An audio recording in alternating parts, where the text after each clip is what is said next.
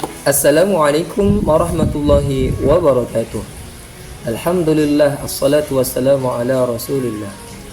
Sahabat sekalian, pada kesempatan ini kita akan membahas bagaimana eksorsis atau ruqyah dalam pendekatan psikologi, yang kita akan analisa atas beberapa sebab-sebab yang muncul atau faktor-faktor pemicu yang ada pada diri atau jiwa seseorang. Ada faktor kebiasaan, lingkungan, fisik, spiritualitas, keluarga, dan secara khusus faktor psikologis.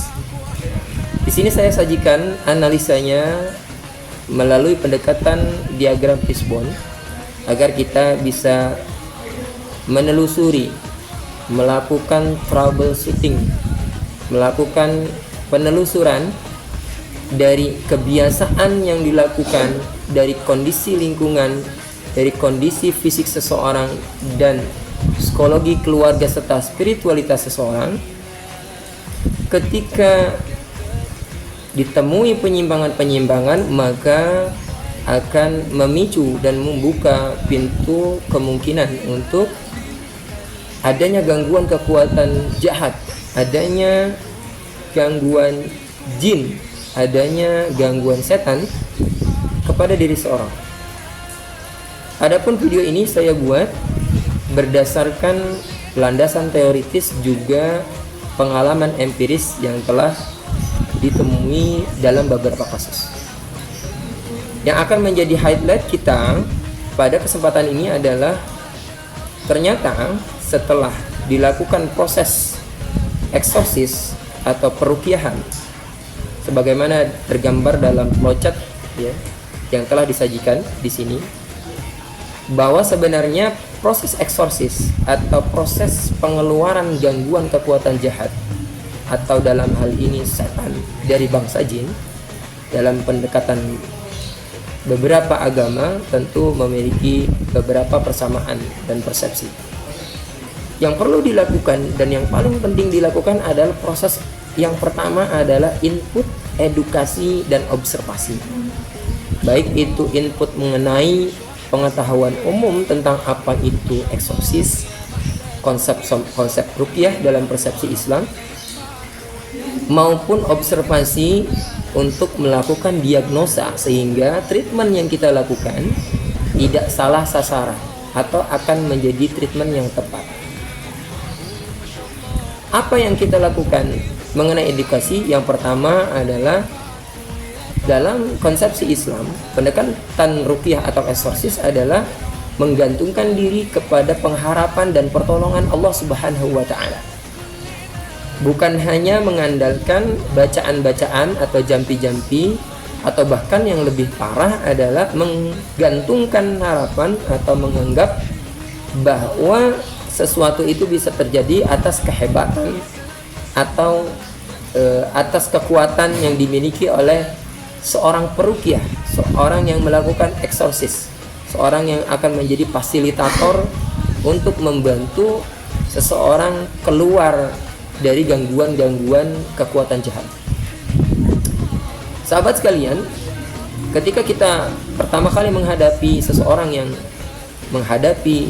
yang mendapatkan gangguan, yang pertama kita adalah menganalisanya atau menanyakan perihal-perihal kebiasaan-kebiasaan. Jadi setelah kita jelaskan bagaimana konsepsi dan prinsip-prinsip dasar mengenai ruqyah atau eksorsis itu sendiri, kita lakukan diagnosa. Karena beberapa hal yang biasanya dominan menyebabkan seseorang itu akhirnya mendapatkan kondisi tertekan, kondisi yang akan membuka peluang pengaruh-pengaruh jahat dari luar, yaitu pertama kebiasaan. Dalam pendekatan agama Islam, yang pertama adalah kebiasaan meninggalkan atau melanggar adab-adab tertentu ya. Misalnya ketika membuka pakaian tidak membaca doa, memasuki kamar mandi melakukan ritual-ritual yang diajarkan ketika menjelang malam atau menjelang waktu maghrib. Kemudian banyak hal lagi, berlama-lama di dalam kamar mandi atau toilet. Nah ini kita perlu tanyakan. Atau bahkan hal-hal yang sifatnya jauh lebih parah, seperti misalnya melakukan kesyirikan, melakukan praktek perdukunan, memiliki jimat atau pengasihan dan seterusnya. Ya, ada beberapa kasus seseorang mengalami gangguan itu karena kebiasaan yang berlama-lama di toilet atau membuka busana tanpa membaca doa dan basmalah. Atau yang kedua, kebiasaan menyendiri. Ya, kebiasaan menyendiri apalagi disertai dengan pikiran yang kosong, ya. Ini akan menjadi pemicu, seperti istilah yang pernah atau sering kita dengar, bahwa serigala akan mengincar siapa atau domba yang memisahkan diri dari lingkungan atau kelompok. Karenanya menyendiri, menyalahkan diri sendiri, banyak keluar dari kelompok atau dari khalayak untuk melakukan penyendirian, ini akan menjadi berbahaya.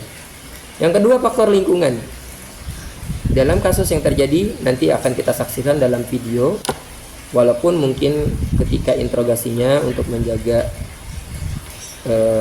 privasi kita tidak tampilkan, tapi ternyata lingkungan yang diterima atau didapati sering melakukan bully, baik itu secara verbal maupun fisik, ya, misalnya fisiknya yang gemuk, ya, atau ada keunikan tersendiri bahkan dari jenis rambut, warna kulit dan seterusnya, itu ternyata bisa memicu ketertekanan.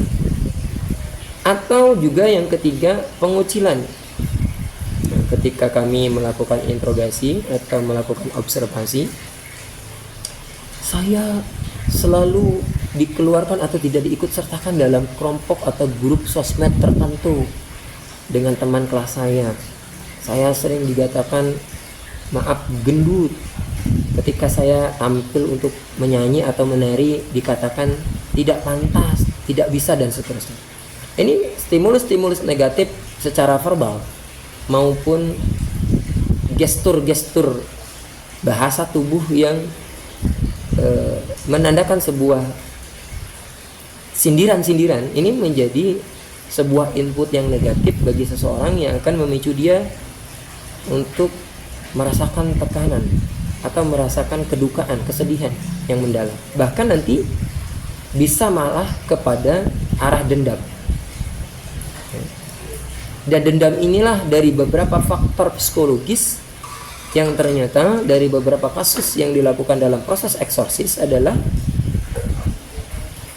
katalis atau bahkan hal yang akan menjadi penempel, atau kekuatan jahat itu akan menempel kuat ketika diri seseorang itu masih menyisakan rasa dendam kepada siapa? Ada yang karena perbedaan hak untuk disekolahkan atau pendidikan yang diterima antara kakak dengan adik, atau melihat kekerasan yang terjadi di rumah tangga ketika dia akhirnya harus menyimpan dendam dengan orang tuanya, ibu atau ayahnya.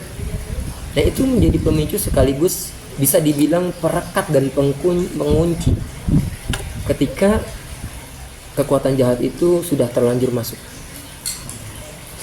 Ketiga, faktor fisik, ya, maka kelelahan, kurangnya olahraga, atau asupan makanan yang terlalu berlebihan, ya, ini juga menjadi faktor pemicu. Atau kurang makan, tidak teratur dan seterusnya. Makanya ketika kasus-kasus di sekolah, misalnya teman-teman yang mengikuti eskul tertentu, sebut saja misalnya ikut pasus, wah, karena penggemblengan fisik, ya, penggemblengan mental, terkadang harus melewatkan waktu-waktu untuk makan dan seterusnya, itu menjadi pemicu yang paling banyak kita temui. Kemudian kadar atau kualitas spiritualitas. Dalam Islam ada zikir, ya, kurangnya zikir, ya, kurangnya ibadah itu jelas. Jauhnya kita hubungan kita dengan Tuhan yang Maha Esa atau Allah Subhanahu wa taala itu kan menjadi pemicu untuk bisa semakin membuka kesempatan kekuatan jahat, jin datang dan sebagainya. Sihir, tenung, guna-guna dan seterusnya. Kemudian ada faktor keluarga, ya. Kurangnya perhatian, kurangnya komunikasi, blaming, ya, tuduhan-tuduhan, pengalamatan kesalahan yang berlebihan, ini juga akan menjadi pemicu depresi yang akhirnya akan menjadi faktor-faktor yang secara akumulatif akan memicu gangguan atau kerasukan. Selanjutnya yang terakhir dari beberapa hal yang kita analisis adalah faktor psikologis. Ya, ternyata adanya kondisi tertekan. Kadang-kadang lingkungan itu tidak menekan atau secara tidak sengaja ada kondisi yang membuat hati seseorang itu tertekan, sakit dan sebagainya. Kemudian ada kekerasan fisik yang juga akhirnya akan menimbulkan efek traumatis. Dan tadi kita bisa lihat adanya unsur dendam, ya, yang akan tersimpan dan akan menggerogoti sehingga akan juga memicu terjadinya depresi dan gangguan-gangguan, ya, keburukan-keburukan dari luar atau kekuatan jahat, baik itu dari kalau istilah daerah itu ketembrongan, kerasukan, atau mudahnya masuk sihir, guna-guna, tenung dan seterusnya. Nah, ini sahabat sekalian yang kita bisa analisa bahwa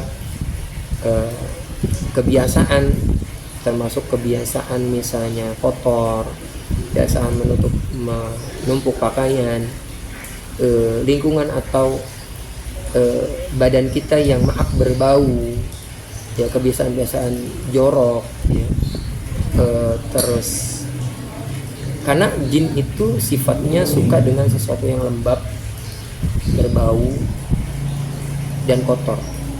Maka salah satu metodologi perukiahan atau eksorsis itu bisa digunakan melalui wangi-wangian, ya, dengan minyak misik, kasturi, atau wangian pada umumnya.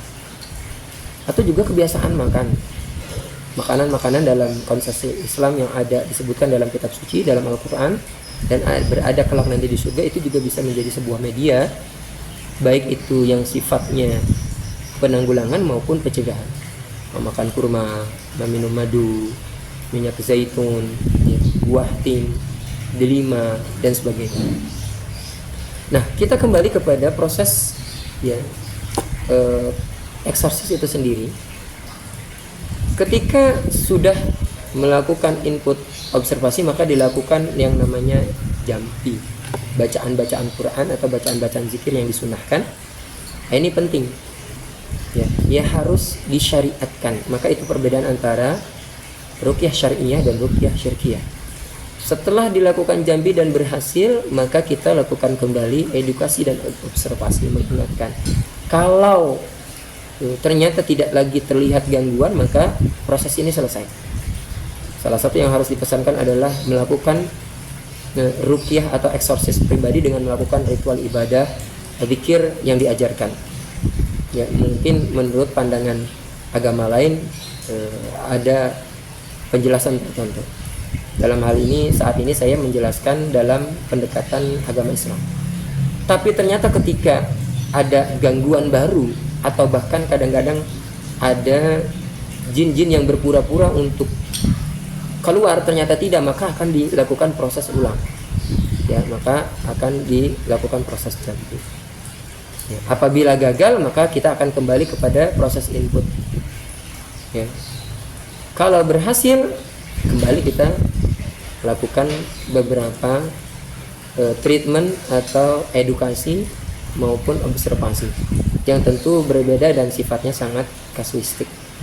Demikian sahabat yang bisa kita sampaikan. Mohon maaf atas segala kekurangan. Terima kasih atas segala perhatian. Wassalamualaikum warahmatullahi wabarakatuh.